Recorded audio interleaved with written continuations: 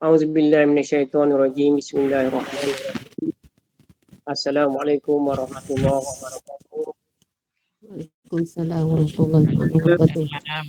Waalaikumsalam warahmatullahi.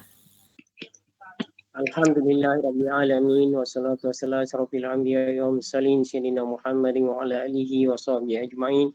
Rabbi shrah li sadri wa yassir li amri wahlul 'uqdatam min lisani yafqahu qawli. Subhanaka la ilma lana illa ma 'allamtana innaka antal alimul hakim. Rabbi zidni ilma. Alhamdulillahirabbil alamin. Syukur kepada Allah SWT kerana dengan izin dan berkahnya sama-sama lagi kita dapat bersama dalam program Jenasi Al-Quran Surah Temanjaya Wijaya. Alhamdulillah Allah kurniakan kesihatan kepada kita, kesihatan fizikal, kesihatan mental, hingga kita mampu lagi untuk bersama-sama secara live di alam maya ni. InsyaAllah tuan-tuan dan puan-puan sekalian, pada malam ni adalah siri yang ke-110 Jenasi Al-Quran kita. Ini bermakna kita telah bersama-sama dalam program ni setiap malam sejak daripada 13 Ogos yang lepas sehinggalah ke malam ni, tidak 110 hari berturut-turut kita bersama-sama mengikuti program ni. Alhamdulillah. Tuan-tuan dan puan-puan sekalian, seperti mana yang saya sebutkan kemarin, tetamu ataupun guru kita pada malam ni ataupun khalifah kita pada malam ni adalah Ustaz Zul Azhar. Ustaz Zul Azhar bin Muhammad, iaitu guru daripada sekolah guru pendidikan Islam, daripada sekolah Taman Merak, SK Taman Merak, insya-Allah. Duduk di Simpang 4. Alhamdulillah. Ustaz dah ada bersama kita, tuan-tuan pun boleh lihat. Cikgu juga mengalu-alukan kehadiran anak murid cikgu ni, Aslam Ahmad yang juga ada bersama kita, insya-Allah. Tuan-tuan dan puan-puan sekalian, insya-Allah pada malam ni kita akan teruskan lagi program kita seperti biasa. Jadi bagi memulakan majlis kita ataupun program kita pada malam ni, marilah sama-sama kita buka dengan baca umum kitab Al-Fatihah. Auzubillahi minasyaitonirrajim. Bismillahirrahmanirrahim. Alhamdulillahirabbil alamin. Arrahmanirrahim. Maliki yaumiddin. Iyyaka na'budu wa iyyaka nasta'in. Ihdinas siratal mustaqim. Siratal ladzina an'amta 'alaihim ghairil maghdubi 'alaihim waladdallin. Amin.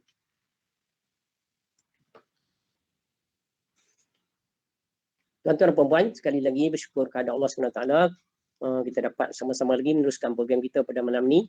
InsyaAllah program kita akan jalan seperti biasa. InsyaAllah kita pun ustaz pun dah ada, kita pun Quran dah sediakan Quran semua.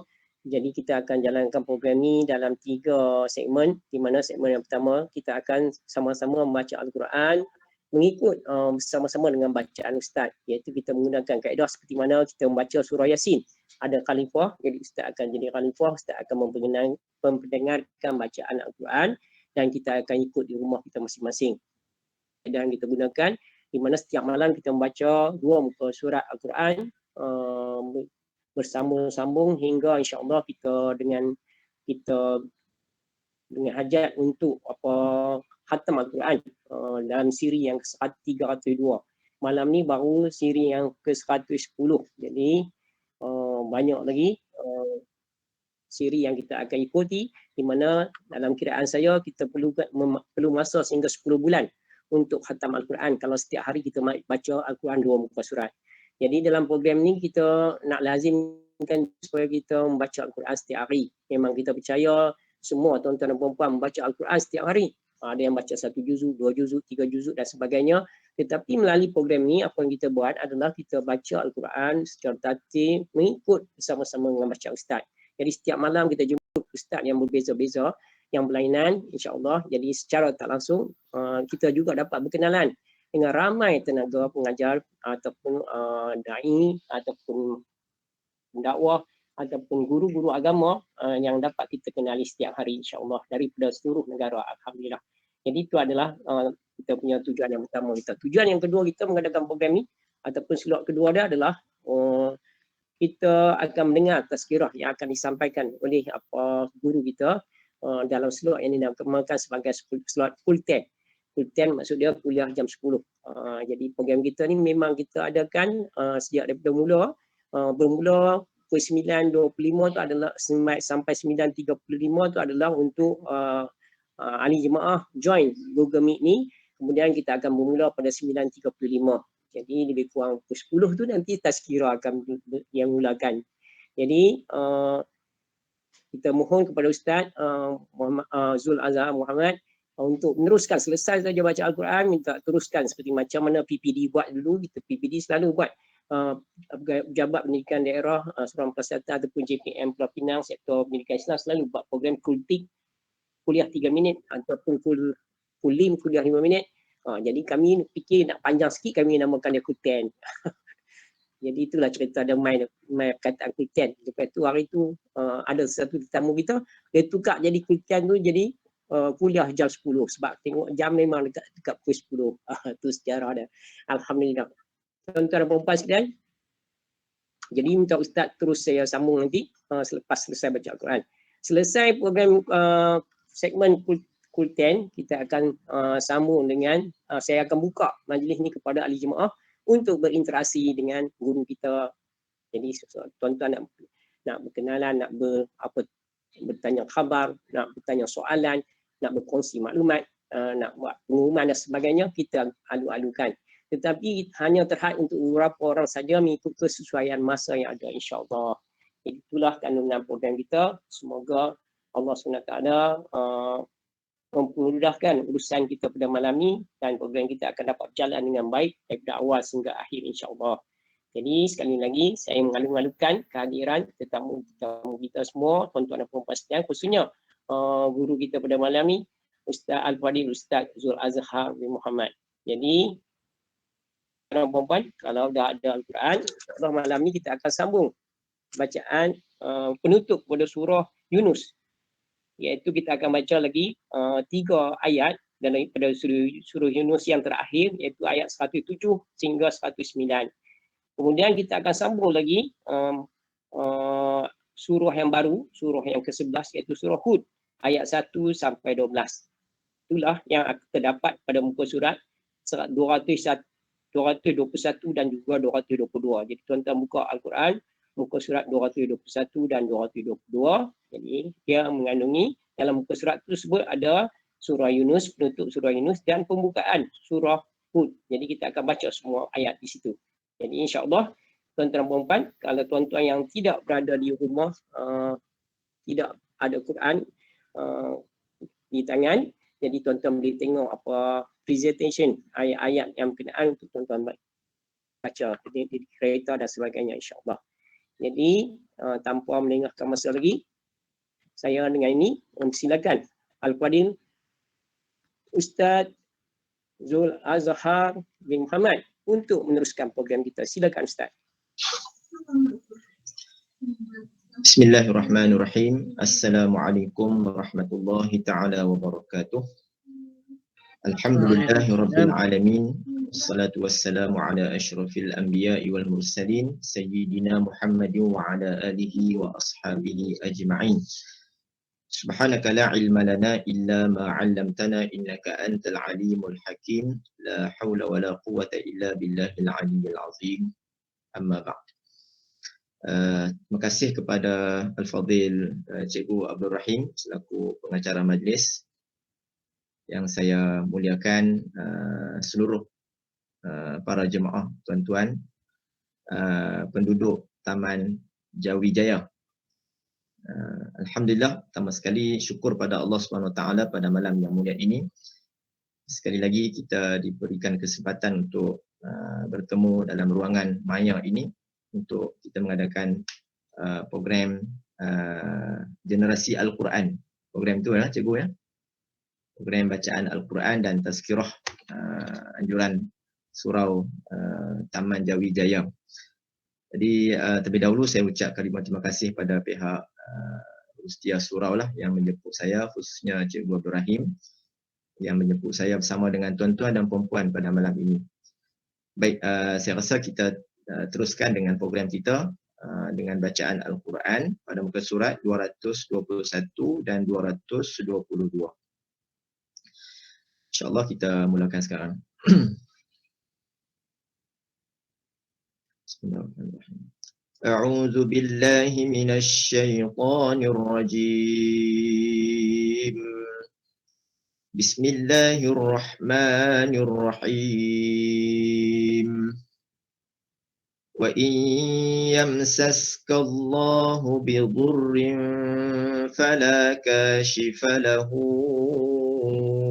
illa hu wa in yuridka bi khairin fala radda li fadlihi yusibu bihi man yasha'u min ibadihi wa huwal ghafurur rahim.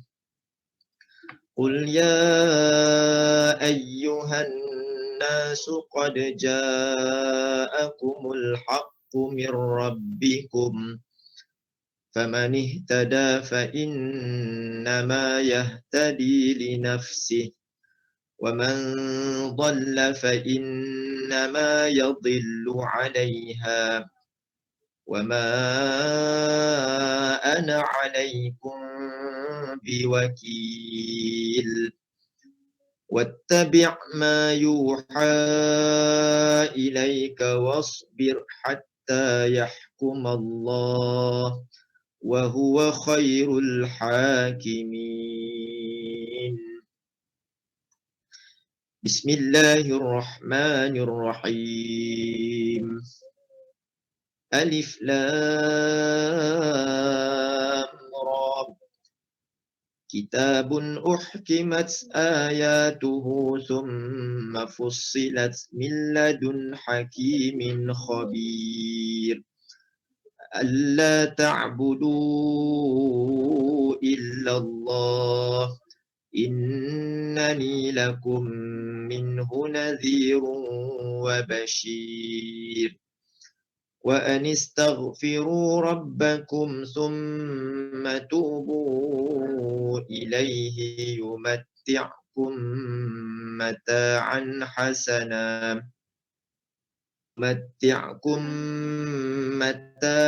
hasanan ila ajalin musamman wa yu'ti kulli fadlin fadlah.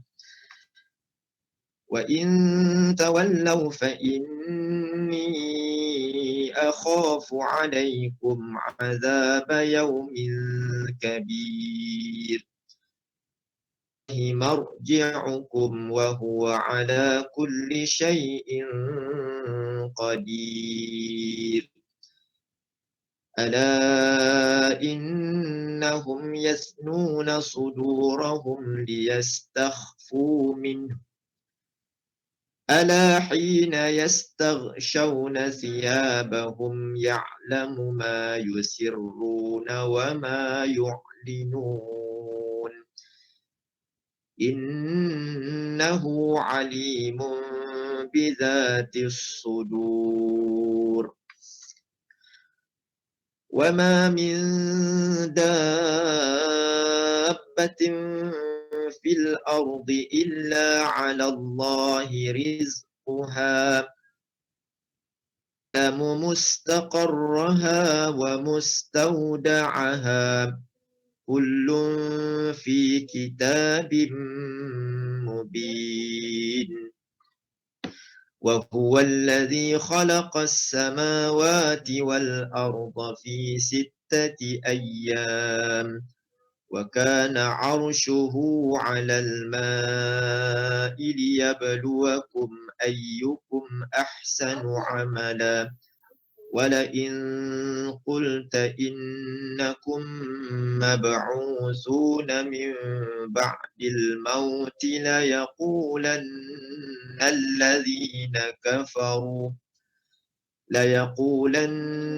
الذين كفروا إن هذا إلا سحر مبين. ولئن أخرنا عنهم العذاب إلى أمة معدودة ليقولن ما يحبسه ألا يوم يأتيهم ليس مصروفا عنهم وحاق بهم ما كانوا به يستهزئون ولئن أذقنا الإنسان منا رحمة ثم نزعناها منه إنه ليئوس كفور ولئن أذقناه نعماء بعد ضراء مسته ليقولن ذهب السيئات عني إنه لفرح فخور إلا الذين صبروا وعملوا الصالحات أولئك لهم مغفرة وأجر كبير فلعلك تارك بعض ما يوحى إليك وضائق به صدرك أن يقولوا لولا أنزل عليه كنز أو جاء معه ملك إنما أنت نذير والله على كل شيء وكيل صدق الله العظيم.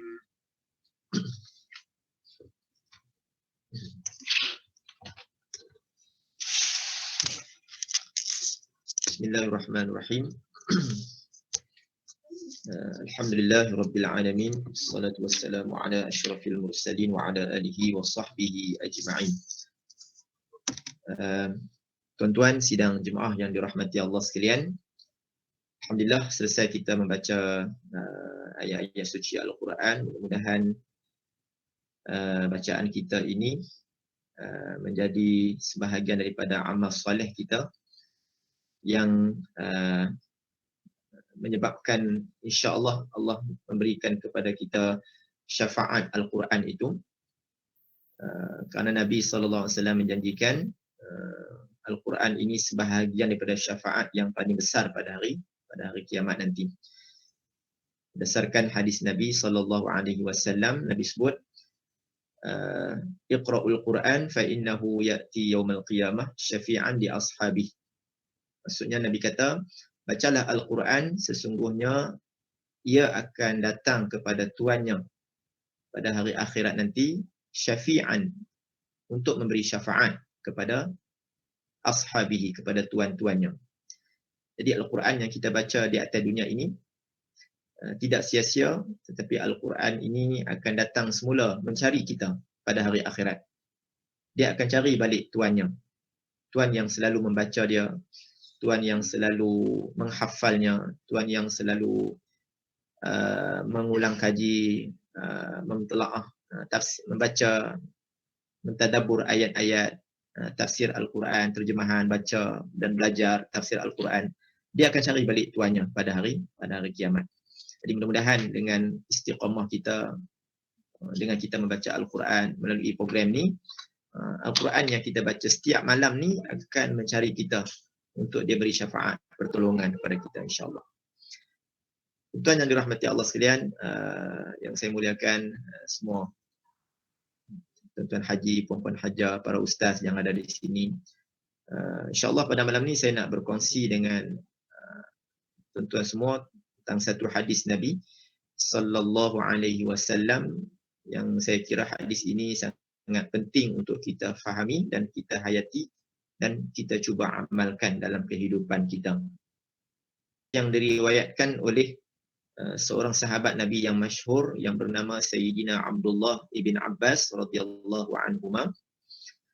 Kata dia, qala kuntu khalfan Nabi sallallahu alaihi wasallam yawman faqala ya ghulam inni uallimuka kalimatin ihfazillah yahfazka ihfazillah tajidhu tujahaka idza sa'alta fas'alillah wa idza ista'anta fasta'in billah wa'lam anna al-ummata law ijtama'at ala an yanfa'uka bi syai'in lam yanfa'uka illa bi syai'in qad katabahu Allahu laka wa in ijtama'u ala an yadurruka bi syai'in lam yadurruka illa bi syai'in qad katabahu Allahu laka qad katabahu Allahu 'alaika rufi'atil aqlam wa jaffatis suhuf. Ayat Imam At-Tirmizi yang bermaksud daripada Sayyidina Abdullah ibn Abbas radhiyallahu anhuma. Hadis ini diriwayatkan sahabat Nabi yang bernama Abdullah ibn Abbas radhiyallahu anhuma. Sedikit latar belakang sahabat Nabi yang besar ini, iaitu Sayyidina Abdullah bin Abbas ni.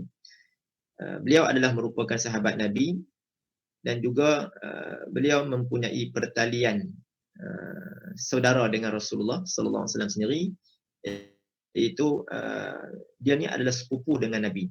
Abdullah bin Abbas ni adalah sepupu Rasulullah. Jadi dia dengan ayah dia Abbas, ayah Abdullah ni Abbas, Sayyidina Abbas, dan juga ayah Rasulullah, ayah Nabi ni dua beradik. Jadi dia dengan Nabi jadi sepupu.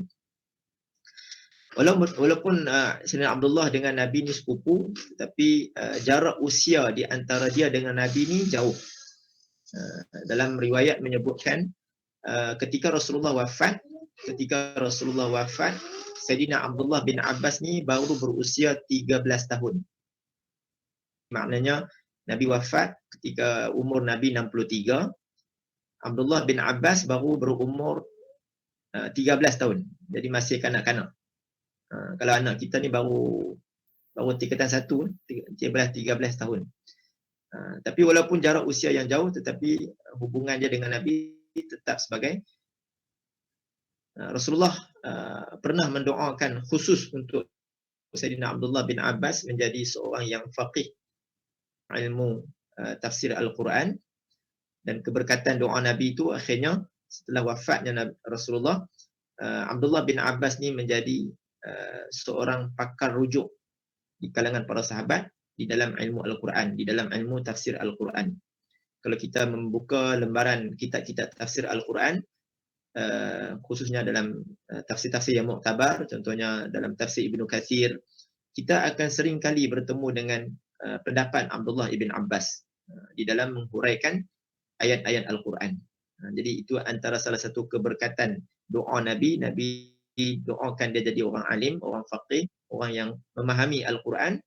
Berkat doa Nabi itu sungguh dia jadi orang yang sangat alim di dalam ilmu Al-Quran. Sedikit sebanyak latar belakang Abdullah bin Abbas. Baik, seterusnya kata Sayyidina Abdullah dalam hadis ini, qala kuntu khalfan Nabi sallallahu alaihi wasallam yawman. Kata Sayyidina Abdullah bin Abbas, kata satu hari aku duduk di belakang Nabi sallallahu alaihi wasallam. Satu hari dia duduk di belakang Nabi. Lalu Rasulullah pun berkata kepada Abdullah, Nabi beralih ke belakang, Nabi tengok kepada Abdullah ni. Kemudian Nabi pun kata kepada Sayyidina Abdullah, Nabi kata, ya ghulam, wahai budak. Ghulam ni maknanya budak. Kebetulan memang dia masih budak, masih kanak-kanak. Ya ghulam, inni u'allimuka kalimatin. Wahai budak, sesungguhnya aku ingin mengajarkan kepada kamu beberapa perkara. Nabi nak ajarkan kepada Sayyidina Abdullah ni beberapa perkara. Walaupun Nabi tujukan pengajaran Nabi ni kepada sahabat dia ni, kepada sepupu dia Abdullah bin Abbas ni, tapi sebenarnya hakikatnya Rasulullah bukan nak mengajar kepada Abdullah bin Abbas seorang, tapi Nabi nak ajak kepada kita semua sebenarnya, kepada umat dia. Baik. Perkara pertama yang Nabi sebut iaitulah ihfazillah yahfazka. Nabi kata, peliharalah Allah, nescaya Allah akan memelihara kamu. Itu perkara yang pertama yang diajarkan oleh Nabi. Jagalah Allah, peliharalah Allah, Allah akan pelihara kamu. Allah akan jaga kamu. Ihfazillah tajidhu tujahaka. Kedua, Nabi kata peliharalah Allah, nescaya kamu akan mendapati Allah sentiasa memelihara kamu, mengawal kamu, melindungi kamu. Tiga, iza sa'alta fas'alillah. Nabi kata pada Sayyidina Abdullah, apabila kamu ingin memohon sesuatu, maka pohonlah kepada Allah. Mintalah kepada Allah. Yang keempat, wa iza sta'anta fasta'in billah. Apabila kamu ingin memohon pertolongan, mohonlah pertolongan dengan Allah. Yang keempat. Yang kelima, Nabi sebut wa'lam annal ummata law ijtama'an ala an yanfa'uka bi syai'in lam yanfa'uka illa bi syai'in qad katabahu Allahu laka. Yang kelima, Nabi kata ketahuilah, wa'lam, ketahuilah. Sesungguhnya umat manusia, sekiranya mereka berkumpul, mereka berpakat untuk mendatangkan sesuatu manfaat, sesuatu kebaikan kepada kamu, nescaya mereka tidak akan mampu mendatangkan kebaikan ataupun manfaat kepada kamu itu illa bi syai'in qad katabahu Allahu laka. Mereka tidak mampu untuk mendatangkan sesuatu kebaikan, sesuatu manfaat kepada kamu, melainkan semua yang mereka berikan itu telah ditulis oleh Allah Subhanahu wa taala. Telah ditentukan, ditetapkan oleh Allah Subhanahu wa taala. Begitu juga Nabi sebut wa inishtama'u ala an yadurruka bi syai'in. Dan sekiranya umat manusia berkumpul, berpakat untuk mendatangkan sesuatu mudarat, sesuatu keburukan kepada kamu, lam yadurruka illa bi syai'in qad katabahu Allahu 'alaika. Mereka pasti tidak akan mampu untuk mendatangkan apa-apa keburukan, mudarat, mendatangkan mudarat pada kamu, melainkan sesuatu yang berlaku itu telah pun ditulis oleh Allah Subhanahu wa taala di dalam qada dan qadar Allah. Kemudian rufi'atil aqlam wa jaffatis suhuf. Nabi kata telah pun diangkat pena yang menulis dakwat. Hadis ini riwayat daripada Imam At-Tirmizi. Baik, tuan-tuan yang dirahmati Allah sekalian, saya ulang balik apa yang diajarkan oleh Nabi kepada Sayyidina Abdullah ni, lebih kurang 4-5 perkara ni. Pertama, kata Sayyidina Abdullah, kata Sayyidina Rasulullah, ihfazillah yahfazka. Jagalah Allah, peliharalah Allah, nescaya Allah akan pelihara kamu. Kata para ulama di dalam mensyarahkan hadis ini, maksud Nabi kata peliharalah Allah, melihara segala perintah-perintah Allah Subhanahu wa taala, segala suruhan Allah Subhanahu wa taala. Jaga Allah ni bukan macam kita jaga, kita sebagai ayah jaga anak, kita sebagai suami jaga isteri kita, bukan. Kita beri makan, kita beri pakaian, kita beri pendidikan, itu kita jaga anak kita. Jaga Allah ni maknanya jaga perintah Allah. Jaga apa yang Allah suruh dan jaga apa yang dilarang oleh Allah, kita jangan buat. Kita elakkan diri daripada melakukan perkara dosa, perkara yang dilarang oleh Allah. Itu makna kita menjaga Allah. Nabi kata selagi mana kita menjaga perintah Allah, kita menjaga batasan-batasan agama, menjaga larangan-larangan Allah, maka Allah akan memelihara kita, menjaga kita daripada segala keburukan. Hidup kita ni Allah lindung, Allah pelihara kita. Pastikan kita sentiasa menjaga hak-hak Allah. Kata Al-Imam An-Nawawi, ihfazillah, jagalah Allah itu, iaitulah menjaga huququllah, hak-hak Allah. Ini maknanya perintah Allah. Apa yang Allah suruh, kita buat. Apa yang Allah larang, kita tegah. Itulah yang dinamakan orang yang bertakwa, yang melaksanakan imtisalu awamirillah, melaksanakan setiap perintah Allah, wajtinabu nawahihi, dan menjauhi daripada segala larangan Allah Subhanahu wa taala. Baik, itu pertama. Keduanya, Nabi sebut ihfazillah tajidhu tujahaka. Peliharalah Allah, maknanya memelihara, peliharalah perintah Allah, apa yang diperintahkan oleh Allah Subhanahu wa taala. Tajidhu tujahaka, nescaya kamu dapati Allah akan sentiasa kamu, maknanya Allah sentiasa melindungi kamu daripada segala perkara-perkara yang keburukan dan sebagainya. Baik. Iza sa'alta fas'alillah. Yang ketiga ni penting. Nabi kata bila kamu nak minta sesuatu, mintalah pada Allah Subhanahu Wa Taala. Jadi tuan-tuan, kita ni hamba Allah, kita sentiasa berhajat kepada Allah Subhanahu Wa Taala. Kita sentiasa memerlukan Allah Subhanahu Wa Taala. Jadi dalam hidup kita ni kita tak boleh, kita tak boleh lari daripada kita sentiasa memerlukan pertolongan Allah. Sebagai orang beriman, tempat kebergantungan kita ni hanyalah kepada Allah Subhanahu Wa Taala. Kan? Bila kita ada masalah, kan, kita minta pada Allah Subhanahu Wa Taala dulu.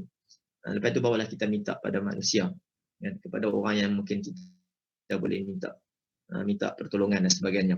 Tapi kekuatan kita itu yang pertama sekali mestilah kita Allah Subhanahu Wa Taala. Inilah sumber kekuatan orang-orang beriman. Begitu juga nombor 4, wa izasta'anta fasta'in billah. Bila kamu nak minta tolong, mintalah pertolongan kepada Allah Subhanahu Wa Taala. Jadi dua benda ni, minta kepada Allah, minta tolong pada Allah ni, kedua-duanya ialah melalui doa. Doa kita. Doa usilahul mukmin, doa adalah senjata orang mukmin. Jadi dalam apa juga perkara, jangan tinggal untuk kita berdoa kepada Allah Subhanahu Wa Taala. Sebab Allah Taala janji, kan, iza sa'alaka ibadi anni fa inni qarib. Allah kata bila mana seseorang hamba aku memohon, bertanyakan tentang diriku, fa inni qarib, sesungguhnya aku dekat, kata Allah. Dan Allah dengan kita ni tak jauh. Allah dekat dengan kita. Hadis menyebut Allah Subhanahu Wa Taala lebih dekat daripada urat leher kita. Urat leher yang ada kat kita ni dekatlah dengan kita, kan. Memang duk ada kat kita pun. Tapi Allah lebih dekat daripada urat leher itu. Memberikan maksud bahawasanya Allah Subhanahu Wa Taala sangat mendengar doa kita, rayuan kita, rintihan kita, aduan kita kepada Allah Subhanahu Wa Taala. Jangan pernah kita berputus asa untuk memohon kepada Allah Subhanahu Wa Taala. Dengan syarat Allah kata dalam ayat tu, ujibu da'watad da'i iza da'an. Dan ujibu da'watad da'i iza da'an. Aku akan memperkenankan doa orang yang meminta. Ujibu da'watad da'i iza da'an. Aku akan memperkenankan. Ni Allah sendiri yang kata ni. Ini ayat Quran ni, tuan-tuan. Allah sendiri kata, aku akan memperkenankan, memakbulkan, memenuhi setiap permintaan orang yang meminta iza da'an, apabila dia meminta.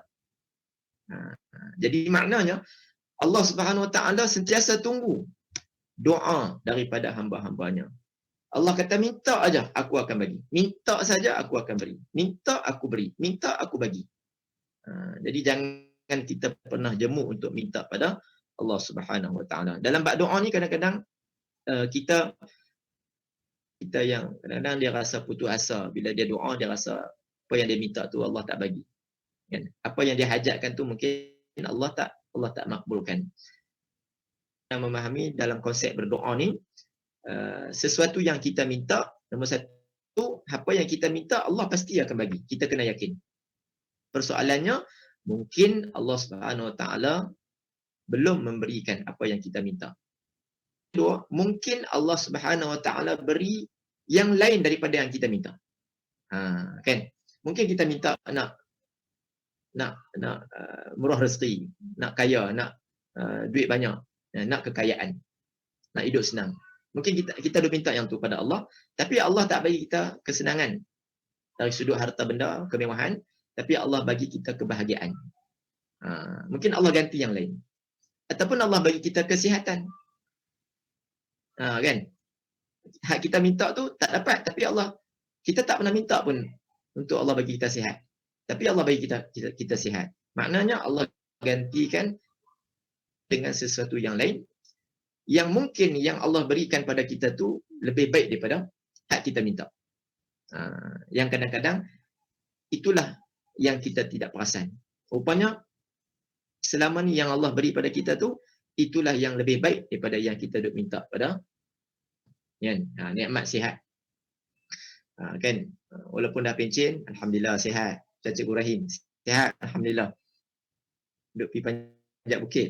Alhamdulillah. Jadi sihatlah tu, kan? Tak sakit.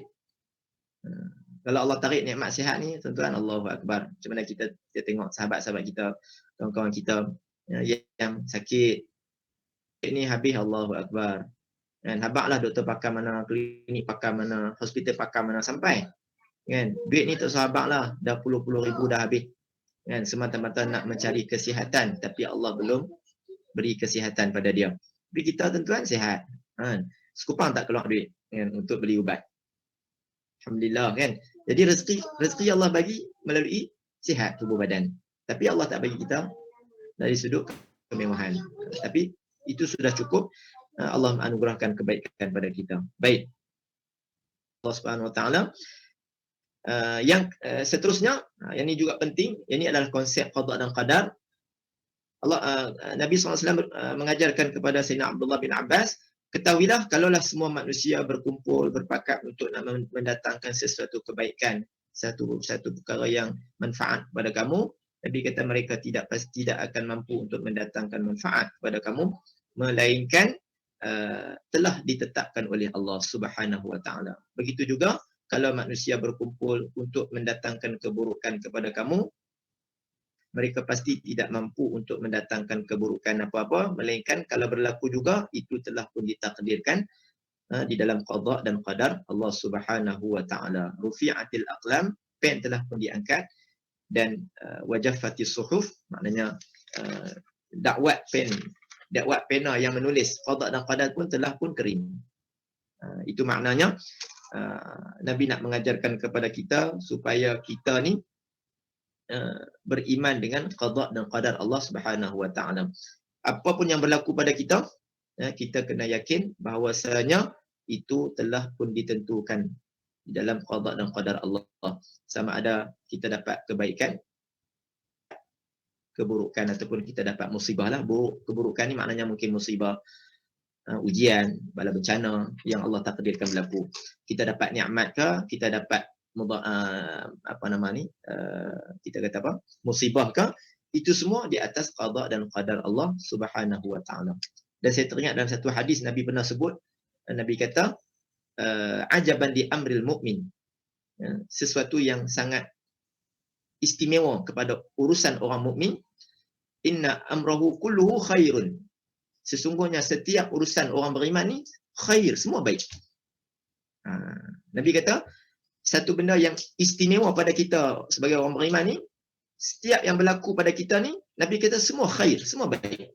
Maknanya, kalau Allah bagi kita nikmat, kebaikan, kalau Allah bagi kita musibah, ujian pun baik juga. Tak ada satu benda yang tak baik yang berlaku pada kita. Kan? Allah bagi kita nikmat, itu satu anugerah untuk kita syukuri. Kalau Allah bagi kita ujian, musibah, itu juga satu nikmat untuk kita ingat pada Allah Subhanahu Wa Taala.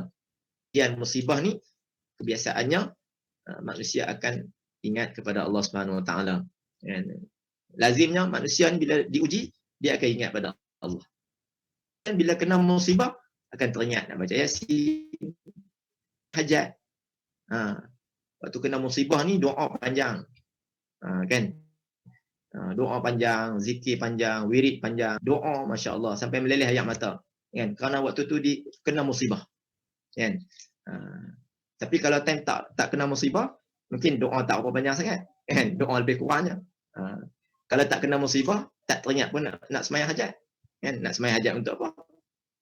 Tak ada apa pun. Sebenarnya Allah bagi musibah tu baik. Supaya dia nak kita ingat kepada dia. Baik. Muslimin yang dirahmati Allah Subhanahu Wa Taala,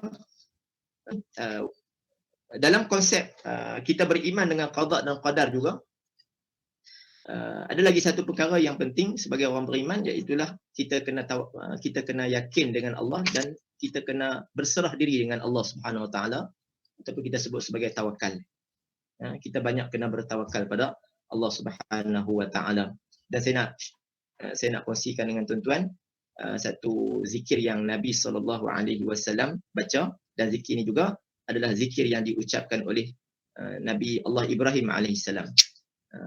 ketika mana Nabi Allah Ibrahim dilontarkan ke dalam api oleh Namrud, pembesar-pembesar Namrud ni, dan ketika itu Nabi Allah Ibrahim dalam keadaan berzikir, yang jatuh dalam api yang marak menyala tu dalam keadaan berzikir. Kan? Zikir Nabi Allah Ibrahim, hasbunallahu wa ni'mal wakil. Hasbunallahu wa ni'mal wakil. Cukuplah Allah dan dialah sebaik-baik tempat kita berserah diri. Cukuplah bagi kita ni Allah. Maknanya kita ni tak ada siapa pun tak apa, janji Allah ada. Kita ni tak payah minta kat siapa-siapa pertolongan pun, janji kita minta tolong pada Allah. Jadi ke mana-mana pun kita orang beriman ni, kita tak payah risau, kita tak payah bimbang, kita tak payah rasa susah hati sebab kita ada Allah. Kita yakin dengan pertolongan Allah. Jadi banyakkan zikir ni. Terutamanya kata ulama, ketika kita dalam keadaan susah, dalam keadaan ada musibah, diuji dan sebagainya, banyakkan zikir ni. Hasbunallah wa ni'mal wakil, sambil kita ingat dalam hati, cukuplah bagi aku Allah. Hasbunallah, cukuplah untuk kami ni Allah, dan dialah sebaik-baik wa ni'mal wakil, sebaik-baik tempat untuk kita menyerah diri ataupun kita Allah Subhanahu wa taala. Kita kena jadi seperti mana Nabi sebut dalam satu hadis, orang yang dijanjikan sebagai ahli syurga yadkhuluna mislu afidati at-tayri. Nabi kata akan masuk syurga iaitu satu kaum yang hati mereka ini seumpama hati burung. Ini ciri-ciri ahli syurga. Akan masuk ke dalam syurga kaum yang hati mereka, kaum ni maksudnya orang lah, manusia lah, orang yang beriman yang hati mereka ini seumpama hati burung. Maksudnya hati burung ni kata ulama, iaitulah burung ni kan kita tengok mereka sifat tawakal tu tinggi, kan? Duduk dalam sarang tak ada makan apa, kan? Tapi keluar cari makanan, kemudian petang balik bawa balik makanan, kan? Dalam sarang dia tak ada makanan apa, kan? Jadi dia betul-betul tawakal pada Allah SWT. Dia keluar tu maksudnya dia usaha, dia ikhtiar. Usaha dan ikhtiar wajib. Sebagai kita ni akidah Ahlussunnah wal Jamaah, kita wajib berusaha, berikhtiar untuk mencari pendapatan dan sebagainya. Kita tak boleh duduk rumah saja, kan? Tawakal saja tak boleh. Itu salah dari sudut konsep akidah kita. Kita kena ikhtiar, usaha, wajib. Kita doa dan kita bertawakal. Seperti mana hati seekor burung. Jadi nak menggambarkan orang yang keyakinan dia tinggi, kuat, bergantung kepada Allah, tawakal dia tinggi pada Allah, inilah di antara ciri-ciri ahli syurga. Tuan-tuan, kita nak jadi ahli syurga, kan? Banyakkan kebergantungan kita pada Allah Subhanahu wa taala. Nak minta tolong dengan Allah, nak minta bantuan dengan Allah Subhanahu wa taala. Yang dalam susah pun kita minta pada Allah, dalam senang pun kita bersyukur kepada Allah Subhanahu wa taala. Itu di antara zikir yang sepatutnya menjadi amalan kita lah kepada kita, insya-Allah. Jadi tuan-tuan yang dirahmati Allah sekalian, saya rasa sekadar itu dulu kot kita punya tazkirah yang ringkas. Cuma saya nak kongsi satu amalan zikir lah sebagai penutup pada pertemuan kita malam ni. Amalan zikir ni sabit dalam hadis yang sahih, disebutkan oleh baginda Nabi SAW, dan Nabi menyatakan, Nabi menjelaskan tentang kelebihan yang amat besar siapa yang beramal dengan zikir ni. Share ni, saya kongsi ni untuk sama-sama kita amalkan. Dalam hadis riwayat daripada Bukhari dan Muslim, hadis sahih, qala Rasulullah sallallahu alaihi wasallam, man qala la ilaha illallah wahdahu la syarika lah, lahul mulku wa lahul hamdu wa huwa ala kulli syai'in qadir fi yaumin mi'ata marrah kanat adla ashri riqabin. Allah SAW bersabda, barang siapa yang membaca la ilaha illallah wahdahu la syarikalah, lahul mulku wa lahul hamdu wa huwa ala kulli syai'in qadir, sehari 100 kali Nabi sebut. Fi yaumin mi'ata marrah. Siapa yang baca zikir ni sehari 100 kali, kanat lahu adla ashra riqabin, maka pahalanya seumpama dia membebaskan 10 orang hamba. Masya Allah, tabarakallah. Besarnya kelebihan zikir ni. Seperti dia membebaskan 10 orang hamba. Kemudian wa kutibat lahu mi'atu hasanatin, dan ditulis baginya 100 kebaikan, yakni pahala. Ditulis untuk dia 100 pahala. Yang ketiga, wa muhiyan anhu mi'atu sayyi'atin, dan dipadam, diampunkan daripadanya 100 kejahatan. Maknanya 100 dosa. Dan yang keempat, Nabi sebut wa kanat lahu hirzan minasyayatin fi yaumihi zalik hatta yumsiya. Dan Allah akan peliharanya pada hari tersebut, pada hari dia membaca zikir itu, yumsiya, sehinggalah ke waktu petang. Peliharanya daripada gangguan syaitan, gangguan jin, iblis, pada hari yang dia baca zikir itu, sehinggalah waktu petang. Itulah kelebihan zikir ni. Dengan kita baca 100 kali, ada 4 kelebihan Nabi sebut dalam hadis ni. Hadis sahih. Pertama, pahala dia seumpama dia membebaskan 10 orang hamba. Kedua, Allah berikan 100 pahala. Yang ketiga, Allah ampunkan 100 dosanya. Dan yang keempat, Allah akan peliharanya daripada gangguan jin dan syaitan sepanjang hari itu. Saya teringat dalam satu syarahan seorang syekh di Mesir, nama dia Syekh Abdul Wahid Salam Bali. Syekh ni dia alim dalam bidang alam jin, dan dia juga perawat kepada rawatan-rawatan Islam. Dia merawat seorang perempuan yang kena rasuk. Bila dia pergi merawat tu, dia berkomunikasi, bercakap dengan jin yang ada dalam tubuh perempuan ni. Dia kata, Syekh kata, wahai makhluk Allah, aku minta dengan cara baik, kamu keluar daripada tubuh perempuan ni. Jin tu balas balik kat Syekh ni. Dia kata, wahai Syekh, aku boleh keluar dengan satu syarat. Aku akan keluar daripada tubuh perempuan ni, tapi aku akan masuk badan kamu. Aku akan masuk kembali kepada badan kamu. Jadi itu syarat dia. Aku akan keluar daripada tubuh badan perempuan ni, aku akan masuk badan kamu, Syekh. Syekh pun jawab, Syekh kata, silakan, mai masuk badan aku. Kan? Syekh kata, okey, silakan masuk badan aku. Kemudian dalam keadaan suara yang terketar-ketar, dalam keadaan suara yang ketakutan, jin ni kata, intazir, tunggu saat Syekh. Dalam keadaan terketar ni, tunggu saat. Dia kata, sesungguhnya aku tidak akan boleh mampu untuk memasuki tubuh kamu, wahai Syekh, kerana kamu seorang yang sentiasa membaca la ilaha illallah wahdahu la syarikalah, lahul mulku wa lahul hamdu wa huwa ala kulli syai'in qadir. Jadi jin yang kata sendiri, jin yang mengaku.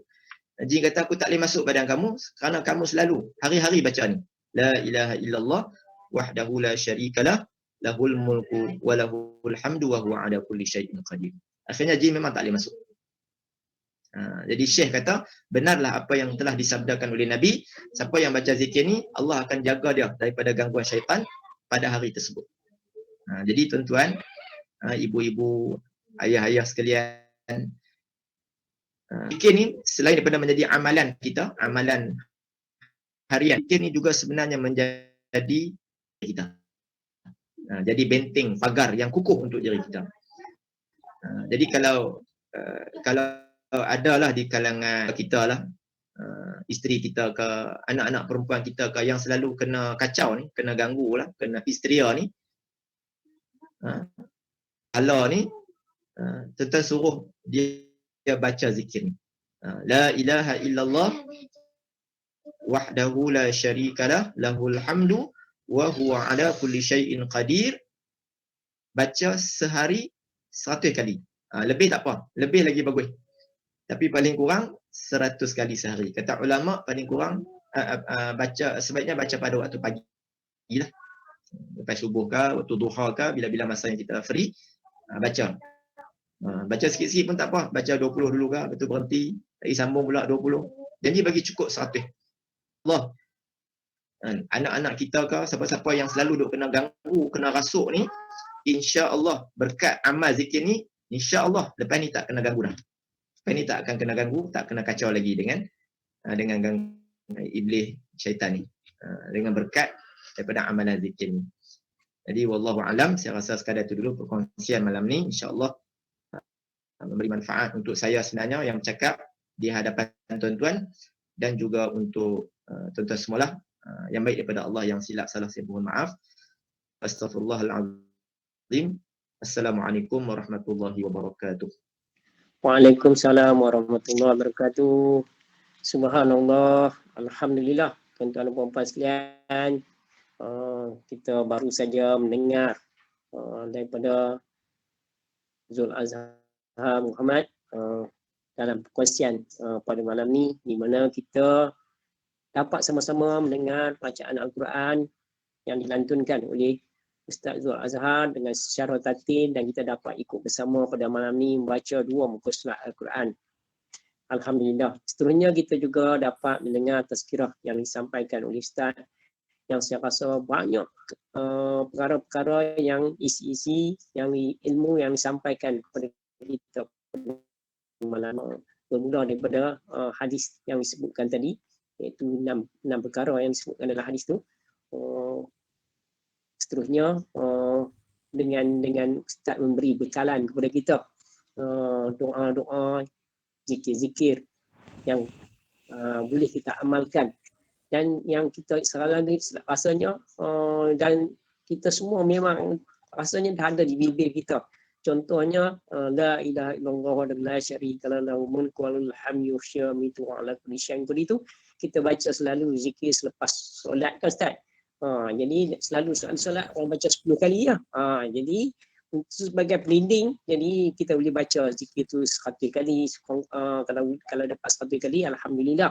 Jadi sekurang-kurangnya dia akan menjadi pelinding, dan kita juga boleh jadi bantu orang-orang yang bermasalah dengan gangguan dan sebagainya, dengan minta dia baca, insya-Allah. Seperti mana yang disebutkan tadi, dia nak masuk, jin tu nak masuk ke dalam, kalau dalam tubuh kita tak boleh apabila kita sentiasa membaca. Begitu juga dengan doa Nabi Ibrahim tadi yang Ustaz sebut, Hasbunallah wa ni'mal wakil. Hasbunallah wa ni'mal wakil. Boleh ditambah lagi dengan la haula wa la quwwata illa billahil aliyyil azim. Maksud dia memang tidak ada daya upaya kita dengan izin Allah SWT. Jadi tuan-tuan dan puan-puan sekalian, sangat banyak yang lain. Mungkin juga satu lagi yang saya tertarik saya nak sebut, yang Ustaz sebut tadi, bahawa mintalah daripada Allah, insya-Allah. Dalam hadis tu, mintalah daripada Allah, insya-Allah Allah kenangkan. Jadi Ustaz kata mungkin apa yang kita doa kepada Allah tu, kadang-kadang Allah tak bagi, kita rasa macam Allah tak bagi. Misalnya kita minta kemewahan kepada Allah SWT, mungkin kita rasa macam kita tak dapat mewah-mewah pun, tapi sebenarnya Allah bagi dalam bentuk lain. Allah bagi, Ustaz kata tadi, dalam bentuk kesihatan. Kita ada kesihatan tubuh badan, kita ada kebijaksanaan, Allah bagi kebijaksanaan. Mungkin dengan kesihatan tu sebenarnya kita boleh dapat lagi banyak benda yang kita apa yang kita minta untuk mewah saja.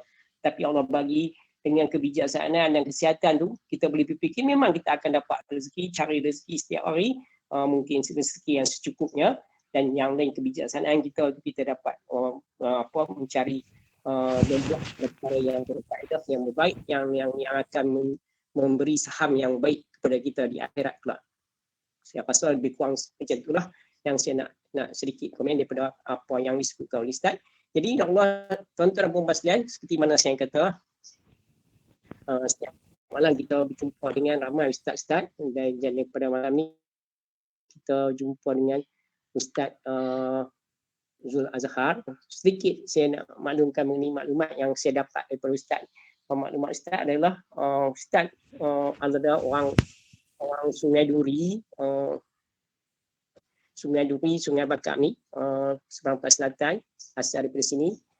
Kemudian Ustaz belajar di Ma'had Tarbiyah Islamiyah Batu Lapan. Batu Lapan kat mana Ustaz? Saya pun tak pasti. Jadi Cakap Jerin, Taiping. Oh, Ustaz belajar di Cakap Jerin, Taiping. Kemudian sambung iaitu ambil jurusan syariah di Universiti Al-Azhar. Ustaz lagi sambung lagi belajar dekat dengan Open University Malaysia, peringkat master Islamic Studies.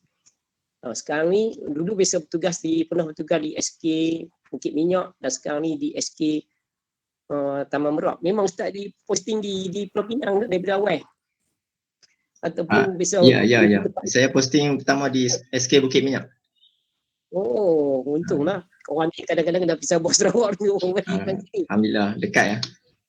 Alhamdulillah dekat.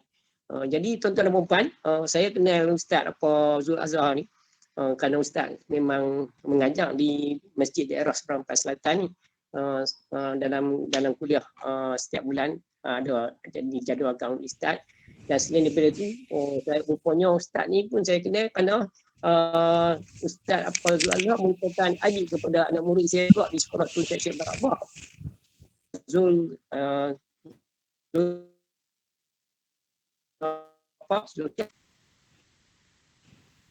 dan banyak bukit juga lah Ustaz Zul Azhar. Jadi ada ikut orang tu banyak bukit bentuk. Tapi itu saja maklumat yang saya dapat. Sebenarnya saya dapat benda ni daripada Facebook Ustaz. Jadi yang lain-lain saya tak tahu berapa orang, apa anak dah dan sebagainya. Sekolah rendah dulu di mana, tapi bida pergi jemaat Tarbiyah Islamiah Batu Lapan dan sebagainya, sekolah di situ ke. Tak macam Zul Hisham di Barabah boleh jadi ustaz boleh menjadi guru sains. Wallahu alam. Jadi saya rasa eloklah ustaz buat sedikit taruh supaya kita lebih mengenali tahu bidang ustaz. Jadi dengan ini akan memudahkan ahli jemaah untuk bersembang dengan ustaz nanti, mungkin nak bertanya dengan kepada apa yang ustaz kepakarannya. Jadi maklumat yang pada ustaz. Jadi tuan-tuan dan puan-puan sekalian, jadi saya rasa saya nak persilakan Ustaz Zul Azhar Muhammad untuk sedikit taruh. Silakan Ustaz. Assalamualaikum warahmatullahi wabarakatuh. Kena ta'aruf pula no. Cikgu Ibrahim. Ingatkan dah.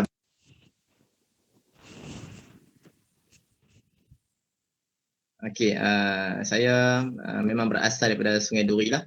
Memang dilahirkan di Sungai Duri. Ayah pun orang Sungai Duri, mak pun orang Sungai Duri. Memang piau Sungai Duri lah. Orang kata piau Sungai Duri. Cuma sekarang ni saya menetap di Taman Tasik Permai, Sepampat. Saya beli rumah di sini.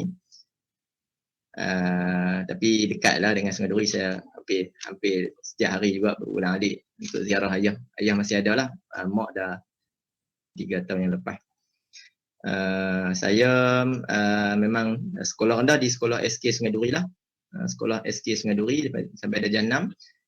Kemudian ayah hantar ke Ma'had Tarbiyah Al-Islamiah di Batu Lapan tu lah. Daripada tingkatan 1 sampailah tingkatan 6. Ambil SPM, ambil STA. Masa tu STA belum ada STAM lagi. Jadi ambil STA dekat situ. Kemudian sebelum saya pergi ke Mesir, saya sempat masuk ke Akademi Pengajian Islam Universiti Melaya di Lampuri, Kelantan. Saya masuk ke UM dulu sebab saya dapat tawaran di UM dulu. Saya masuk sekejap 2 bulan, kemudian saya dapat tawaran untuk sambung di Al-Azhar, Mesir. Jadi istikharah, saya pun istikharah. Ayah pun kata tak apalah. Ayah kata hampir Mesir lah. Jadi saya pun keluarlah daripada UM dan saya pergi ke Mesir tahun 2000. Tahun 2000 saya pergi ke Mesir. 4 tahun lebih sikit. 2004 tu saya balik. Hujung tahun 2004 saya balik lah. Saya balik. Kemudian lepas saya balik tu saya sambung. Kebetulan waktu tu ada program baru yang diperkenalkan di peringkat KPM, iaitu program JECOF. Program JECOF yang diilhamkan oleh mantan dalam PM kita Tun Abdullah Ahmad Badawi. Itu tahun pertama, jadi saya pun apply terus lah program tu dan alhamdulillah dapat. Jadi saya pun saya tak sempat menganggur lah, orang kata. Balik tu saya balik bulan 12. Awal bulan 2 tu saya dah mula masuk maktab. masuk untuk KPLI lah, untuk program JAKOH ni lebih kurang setahun setengah. Jadi dia punya konsep macam KDC lah, khusus dalam cuti. Dia waktu sekolah, pergi sekolah di SK Bukit Minyak tu, dia waktu cuti masuk ke maktab untuk sambung pengajian lah, macam itulah, lebih kurang setahun setengah. Lepas tu habis tu barulah posting pun sekolah yang sama di SK Bukit Minyak juga pada tahun 2006, lebih kurang 2006. Jadi saya di Bukit Minyak tu lebih kurang 10 tahun juga, lama juga saya duduk pulang tu sampai ke SPT. Sampailah tahun 2015 saya minta tukarlah untuk balik ke daerah sendiri, ke selatan ni. Jadi saya pun dapat, alhamdulillah, dapat sebenarnya sekolah pertama saya balik ke selatan ni SK Sungai Duri. Tapi sat sangat, lebih kurang 2 minggu je. Kemudian PPD tukarkan saya ke SK Taman Merak sebab ada sedikit atas alasan ni lah, keperluan perkhidmatan lah. Sebab waktu tu PPD maklumkan di SK Sungai Duri ni dah ramai, dah bilangan ustaz dah ramai, ustaz dah ada 5 orang, jadi saya masuk jadi 6 orang. Di SK Taman Merak ni hanya ada seorang ustaz, jadi PPD nak balancekan bilangan ustaz di sekolah-sekolah ni. Jadi sebab tu PPD tarik saya daripada Sungai Duri masuk ke Taman Merak lah. Jadi tak apalah, kita ikut je lah mana-mana pun. Jadi sampai sekarang lah saya duduk di Taman Merak daripada 2016 sampai sekarang ni, masih lagi berkhidmat di Taman Merak. Saya dah kahwin, anak ada 6 orang, alhamdulillah. Rezeki dekat ni lah. Wallahu alam, itu saja sedikit sebanyak ta'aruf. Alhamdulillah. Terima kasih diucapkan kepada Ustaz atas ta'aruf yang diberikan. Jadi tuan-tuan dan puan-puan, tuan-tuan dah dengar, mungkin tuan-tuan juga berada di tempat-tempat yang Ustaz sebutkan tadi, mungkin ada maklumat dan sebagainya, mungkin nak sembang dengan Ustaz. Jadi saya nak buka lah kepada tuan-tuan dan puan-puan untuk berinteraksi, untuk berapa orang untuk berinteraksi dengan Ustaz. Silakan tuan-tuan dan puan-puan, apa yang nak berinteraksi dulu.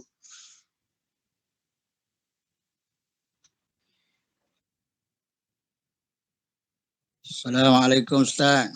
Waalaikumsalam warahmatullahi. Ya Cik Bob. Alhamdulillah dengar.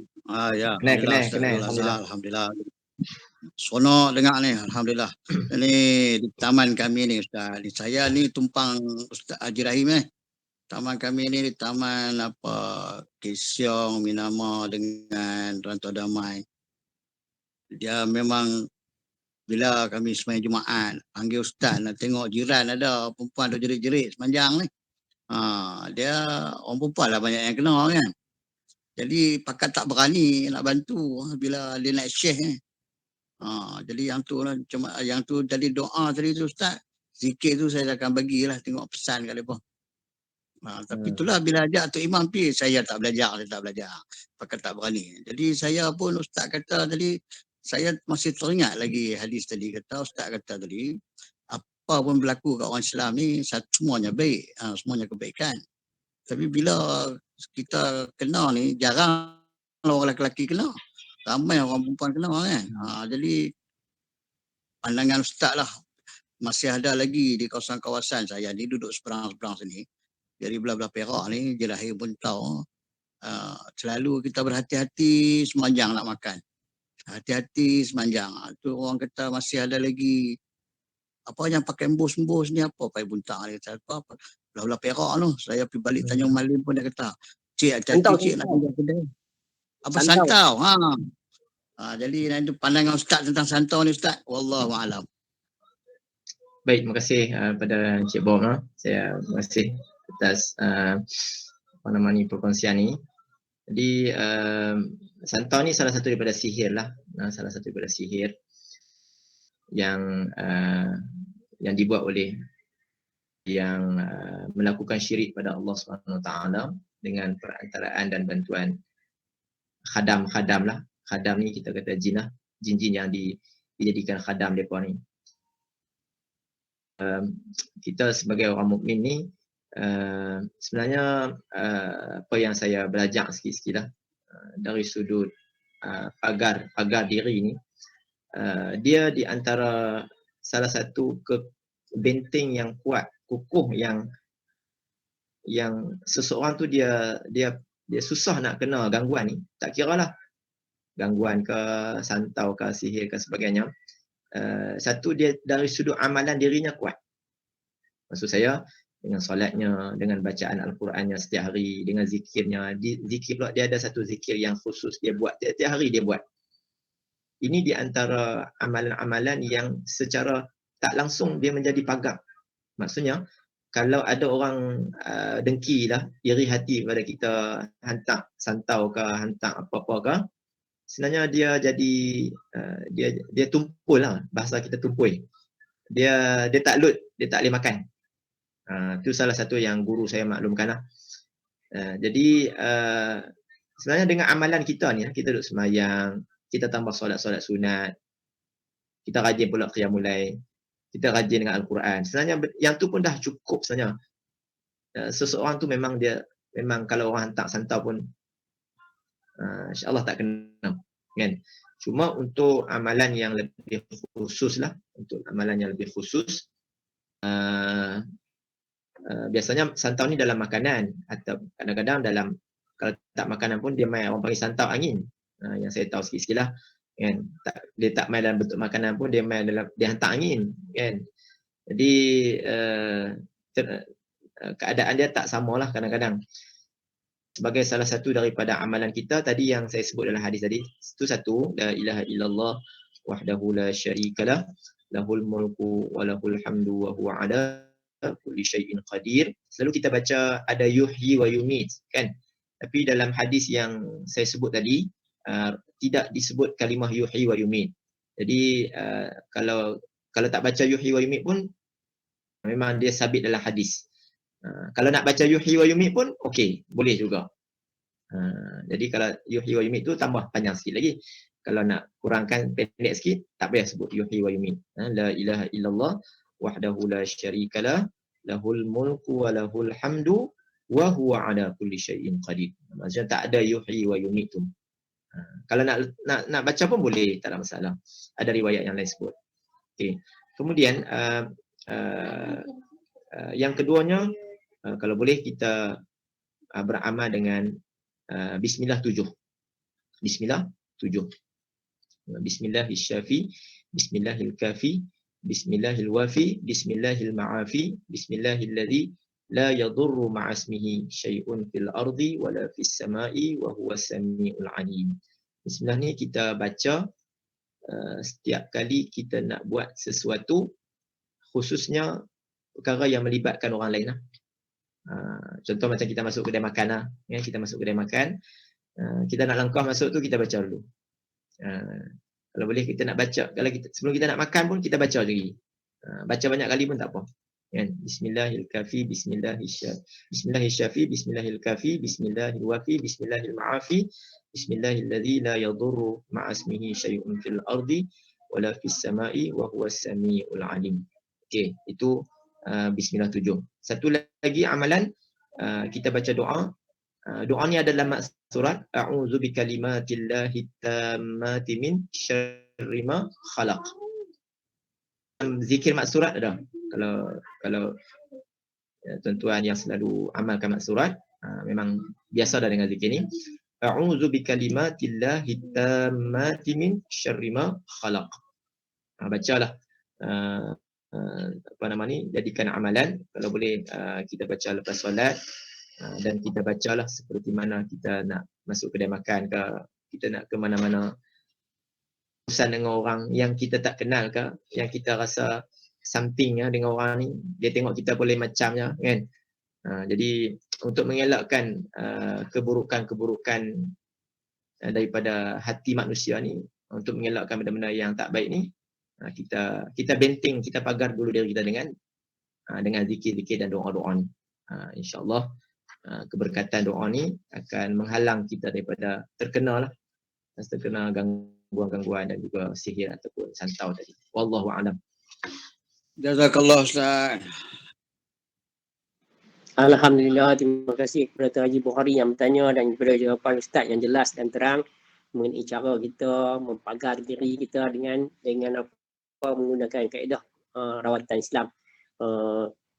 Ada Haji Bukhari kata dia tumpang program Surau Taman Jawijaya ni sebenarnya bukan tumpang. Memang kita buka untuk pengetahuan Ustaz, kami buka apa program ni untuk secara kepada publik. Maksudnya siapa-siapa saja boleh menyertai ni. Orang Taman Jawijaya pun ada orang yang luar daripada Taman Jawijaya, daripada negeri lain pun ada, insya-Allah. Jadi daripada Selangor macam Puan Amnah tu, Haji Amnah tu daripada Banting, Selangor. Dan yang lain-lain daripada Al-Ustaz dan sebagainya semua ada, alhamdulillah. Jadi selain daripada tu, kita juga merakam program ni setiap siri, daripada siri yang pertama sampai malam ni siri 110 kita rakam dan kita upload dekat YouTube. Jadi tengok saja generasi Al-Quran, jadi kita akan dapat siri-siri berkenaan dan kita boleh ulang dengar daripada YouTube. Jadi banyak yang Ustaz sampaikan yang kita tak sempat catat, jadi kita boleh dengar semula dan kita boleh catat, terutama dalam rawatan yang kita sebut tadi, rawatan untuk mengelakkan daripada gangguan jin dan sebagainya, sihir orang tu. Jadi eloklah kita amalkan sebagai pagar kepada diri kita, tuan-tuan dan puan-puan sekalian. Jadi kita sangat betul pada malam ni.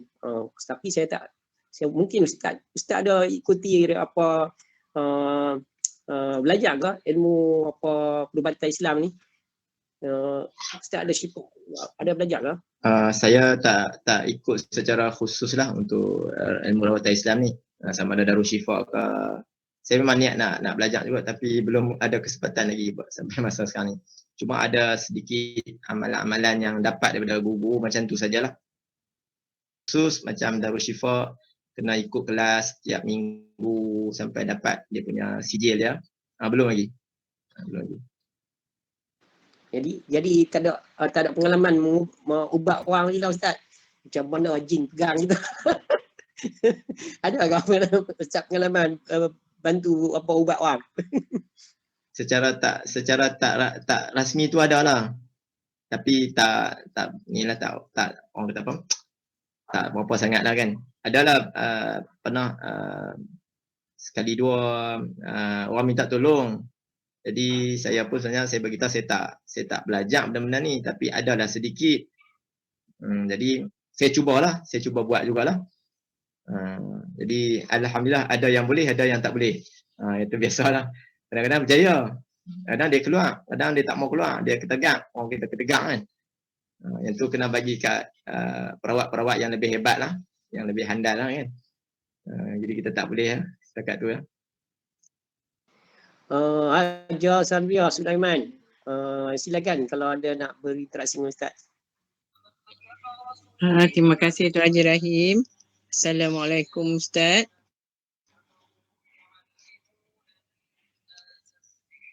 Assalamualaikum Ustaz. Saya nak sambung pada Tuan Haji Bukhari, nak tanya pasal sihir jugalah. Macam kalau orang tu dia kena sihir, kita nak dapatkan cara perubatan Islam ataupun kita kena buat cara macam lain? Pandangan Ustaz. Macam terima kasih Puan Salbiah. Ya, terima kasih. Saya jawab memang pastilah, memang of course lah orang betul kata. Memang kita kena pilih cara rawatan Islam untuk rawatan untuk gangguan berkaitan dengan sihir lah. Bukan kata sihir semua sekali. Apapun penyakit ataupun apapun gangguan, kita kena pilih yang cara Islam. Haram kita pilih rawatan yang bukan Islam lah. Maksud saya dengan cara bomoh-bomoh yang melakukan syirik lah. Kan? Kita pi tu pun dia dah minta macam-macam lah. Dia minta ayam seekor, dia minta pulut kuning, dia minta itu, dia minta ini, kan? Dia minta hal pelik-pelik. Kan? Biasanya bomoh-bomoh ni yang saya sebut tadi lah. Depa ada khadam. Khadam ni jin belaan dia, jin suruhan dia. Jadi jin ni dia nak makan, kan? Jadi sebelum dia nak buat kerja, dia minta makan dulu lah. Lihat kita bawa ayam seekor tu, dia jamu kat jin dia lah sebenarnya. Kan? kita dah jadi bersubahat lah dengan benda-benda syirik khurafat ni. Jadi sebagai orang mukmin, orang beriman, apatah lagi kita orang yang menuntut ilmu, kita orang yang mengaji ni, elakkan memang kena elak lah, jangan pilih lah perawat-perawat yang kita nampak pelik-pelik ni. Kadang-kadang ada di kalangan perawat-perawat kita ni, dan dia benda jampi tu dia baca ayat Quran juga. Dia bukan baca jampi-jampi yang kita pun tak faham, bahasa Siam keluar, bahasa Indon keluar. Kan? Kadang-kadang dia campur adukkan di antara ayat-ayat Al-Quran dengan mentera-mentera, jampi-jampi yang kita pun kadang kita dah tak faham dia cakap apa kan. Yang tu pun tak boleh. Kan? Jadi rawatan dalam Islam ni dia hanya 100% menggunakan ayat-ayat Al-Quran. Jadi di antara ciri-ciri kita nak kenal perawat Muslim, perawat yang buat cara rawatan Islam dengan perawat yang bukan rawatan Islam ni, satu, dia tak minta apa-apa. Dia tak minta benda-benda yang pelik lah. Kalau dia minta cakap bawa ayam, bawa buah limau, itu biasa. Kan? Itu biasa. Tapi kalau dia minta sampai bawa ayam, bawa ni macam-macam benda-benda, dia request tu banyak sangat, pelik-pelik tu banyak, telok 7 biji lah apa semua, yang tu mengarut lah. Yang tu mengarut. Bagi salam balik tak payah teruskan lah. Kan? Biasa perawat Islam ni dia akan minta benda-benda yang biasa, ayam, bawa buah limau, macam itulah. Benda-benda yang sikit yang tu memang dibenarkan dalam isu rawatan Islam. Kemudian cara dia merawat, kan? Perawat Islam dia akan menggunakan 100% bacaan ayat-ayat suci Al-Quran. Zikir-zikir yang maksur, yang datang daripada hadis-hadis yang sahih, hadis-hadis Nabi. Dan dia tak ada jentera jampi-jampi yang pelik-pelik. Tapi kalau yang jenis-jenis Tok Buah ni, mungkin dia mula dengan Fatihah, dia baca ayat kursi dulu. Mula-mula dengar ayat Quran. Lama-lama dah tak ada ayat Quran, dengar bahasa lain lah. Yang tu pelik. Yang tu elakkanlah, janganlah. Allah Alam. Itu di antara ciri-ciri yang kita boleh kenal lah. Kan? Untuk rawatan ni. Yang penting kalau kita selidik dululah, yang kita sebelum kita nak pergi jumpa perawat-perawat ni, selidik dulu macam mana cara rawatan dia supaya kita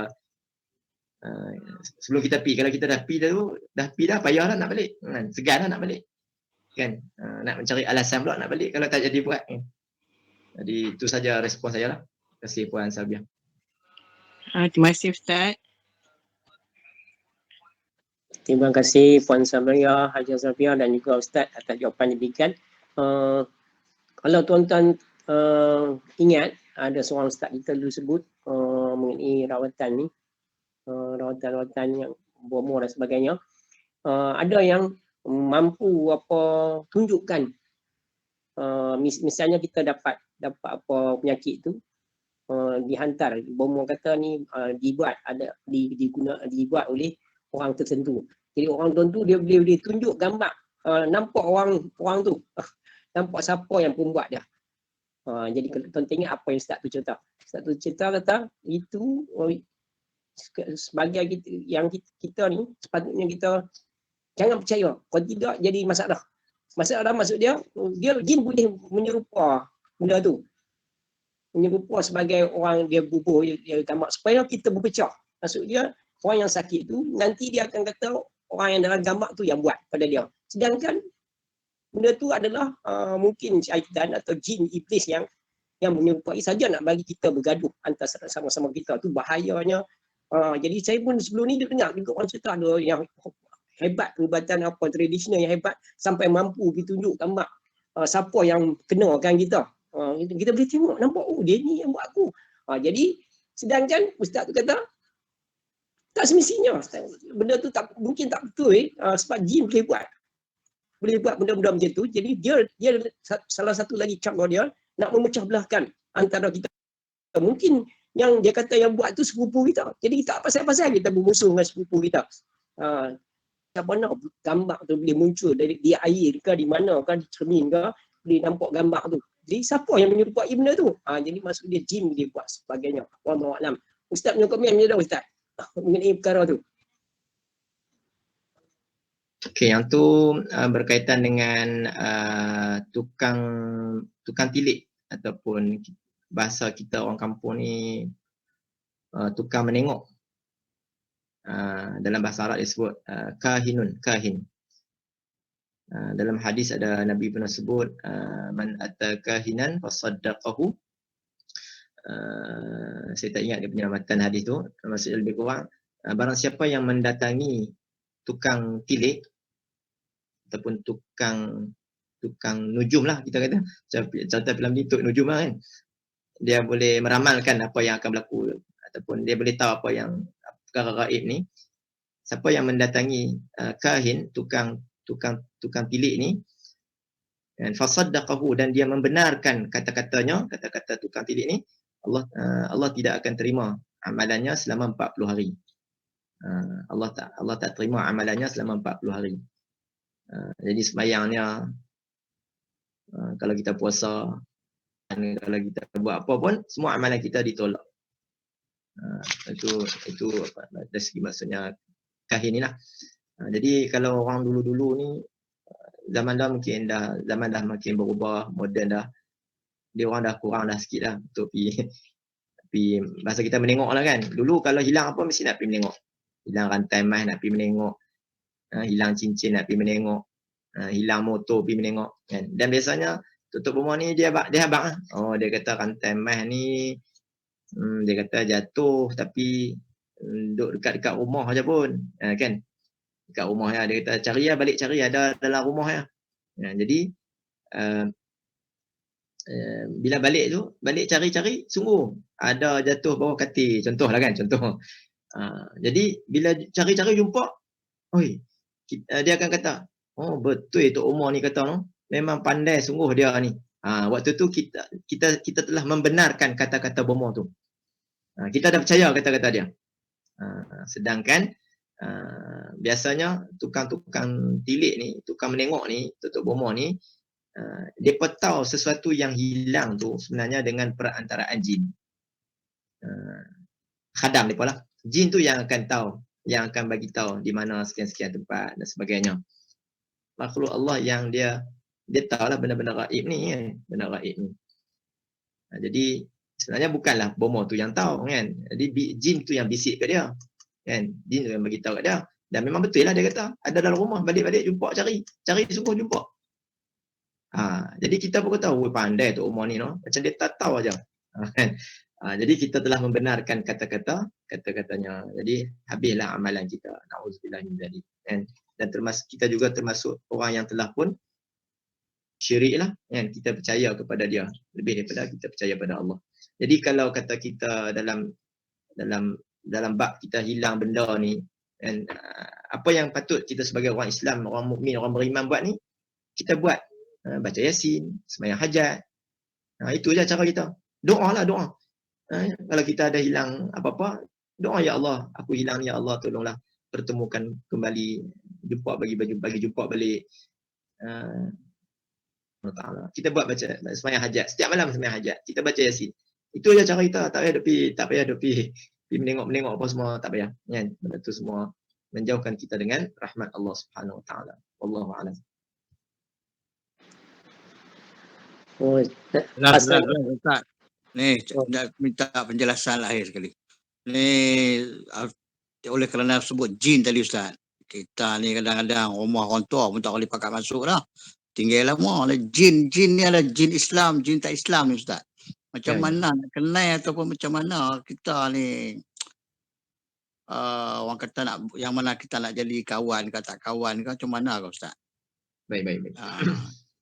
Memang jin ni makhluk Allah, sama seperti kita. Dia ada jin Islam, dia ada jin kafir. Jin Islam ni kehidupan mereka seperti kita orang Islam. Maksudnya mereka juga taat perintah Allah, buat perintah Allah, semayang, puasa dan sebagainya lah. Kan? Mereka juga ada buat, walaupun mereka Islam, mereka juga ada buat dosa, buat maksiat. Kan? Macam kita lah, kita pun orang Islam pun ada buat dosa, buat maksiat, bukan kata semua baik. Kan? Macam tu juga jin. Yang kedua jin kafir. Jin kafir ini memang jin yang memang melakukan kejahatan lah. Jadi yang selalu mengganggu, yang menjadi khadam kepada Tok Bomo ni, yang buat kejahatan ni, ni semua jin-jin kafir lah. Semua jin-jin kafir yang mengganggu manusia, yang sering kali mengganggu manusia.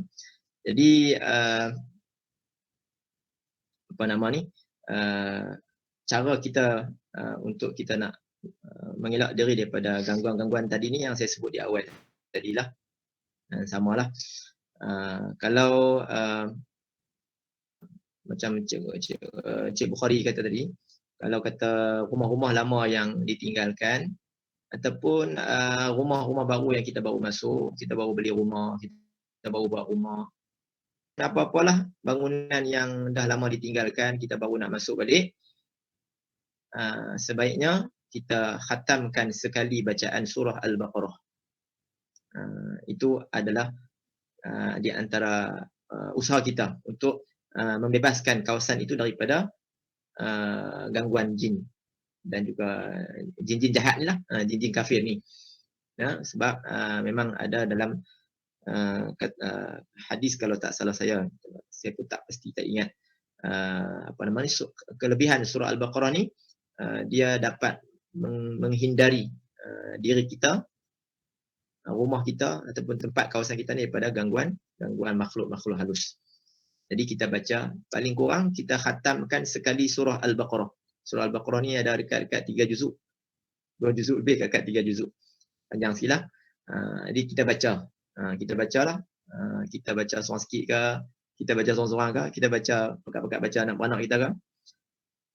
Paling kurang kalau tak kerti baca pun, kita buka CD pun tak apalah. Buka YouTube ke, kan. Bagi terpasang, kan.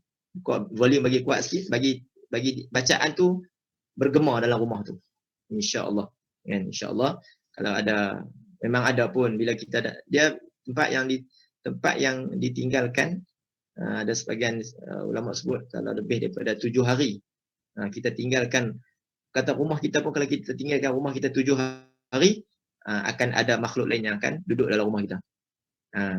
Ada sebagian ulama sebut 40 hari. Tapi kalau paling sikit tu 7 hari lah. Kalau kita balik kampung sampai 2 minggu, balik tu memang adalah makhluk lain duduk dalam rumah kita. Dia tumpang duduk. Jadi kita buat macam itulah, baca surah Al-Baqarah. Paling kurang baca khatam sekali. Lagi baik kita bagi banyak kali, tak apa. Balas 2-3 kali bagi khatam. Insya-Allah depa lari lah. Depa tak akan duduk lagi dalam rumah kita tu. Wallahu a'lam. Ustaz, boleh ke Haji Bukhari kata tadi nak berkawan dengan jin Islam tu? Tak mahu nak berkawan dengan jin. Amai dengan jin. Rasanya tak ada keperluan pun kita kawan dengan jin. Kita kawan dengan manusia lah pun. Alhamdulillah. Terima kasih. Subhanallah. Bincangan kita malam ni sangat menarik. Alhamdulillah. Banyak bersekitar dengan rawatan dan juga gangguan jin dan sebagainya. Saya rasa Ustaz memberikan jawapan yang sangat baik dan kita mudah untuk kita amalkan. Jadi tuan-tuan boleh tertinggal kalau berminat memagar diri dan sebagainya untuk jaga keselamatan daripada jin ni. Tuan-tuan boleh tonton balik di YouTube nanti. InsyaAllah tuan-tuan akan dapat isi apa bincangan kita pada malam ini. Jadi sekali lagi saya ucapkan jutaan terima kasih kepada Ustaz Zul Azhar bin Muhammad yang sudi untuk bersama kita pada malam ini dan seterusnya memberikan mutiara ilmu kepada kita sehingga selesai program ini, insyaAllah. Jadi tuan-tuan dan puan-puan, untuk malam besok tetamu kita untuk malam besok adalah Ustaz Tuan Haji Azmi bin Abdul Hamid, iaitu pengetua Sekolah Menengah Ma'had Al-Masyhur Islami Balik Pulau. Jadi pengetua Ma'had Al-Masyhur Islami Balik Pulau, alhamdulillah akan bersama kita, dia setuju untuk bersama kita malam esok, insya-Allah. Jadi sebagai penutup pada program kita malam ni, nak mohon sangat kepada Ustaz untuk bacakan doa untuk kami aminkan bersama untuk kebaikan kita, untuk kesihatan kita, untuk keselamatan kita, untuk kejayaan dunia akhirat kita, supaya kami dapat aminkan semua. Silakan Ustaz. Bismillahirrahmanirrahim. Alhamdulillahirabbil alamin wassalatu wassalamu ala asyrafil mursalin wa ala alihi washabbihi ajma'in. Allahumma arhamna bil Qur'an waj'alhu lana imaman wa nuran wa hudan wa rahmah. Allahumma 'allimna mimma jahilna wa zakkirna mimma nusina warzuqna tilawatahu ana al-laili wa atrafan nahar waj'alhu lana hujjatan ya rabbal alamin. Ya Allah ya Rahman ya Rahim, ampunkanlah dosa-dosa kami, dosa kedua ibu dan ayah kami yang masih hidup ataupun yang telah kembali kepadamu ya Allah. Ampunkanlah dosa isteri dan suami kami ya Allah. Ampunkanlah dosa anak-anak kami. Ampunkanlah dosa saudara mara kami, adik-beradik kami ya Allah.